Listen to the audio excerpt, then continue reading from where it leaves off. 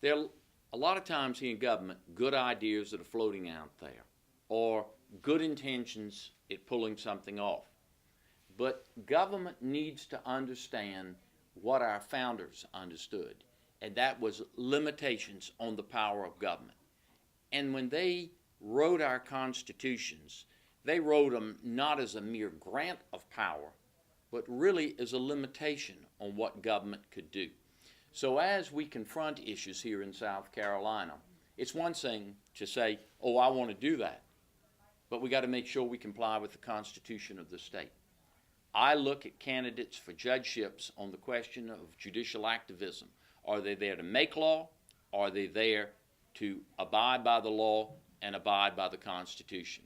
I think it's most important that those of us who serve in public office be candid with the public and tell them when we can't do things and when we shouldn't do things because the Constitution has limited our power to do it, rather than doing it and just letting the court handle it. Let me give you two examples very quickly.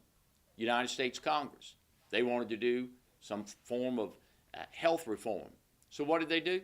They just ignored the Constitution, the limitations on it, and passed the bill and have stuck it on the public, and now the people have got to go to court to keep from being told to do something the Constitution never gave the power to the United States Congress to do. Similarly, here in South Carolina, we have limitations on what we can do. You cannot put two separate bills. We call it bobtailing. One bill can deal with a license for mortgage brokers, and then somebody sticks something on payday lending on top of that. That is piggybacking.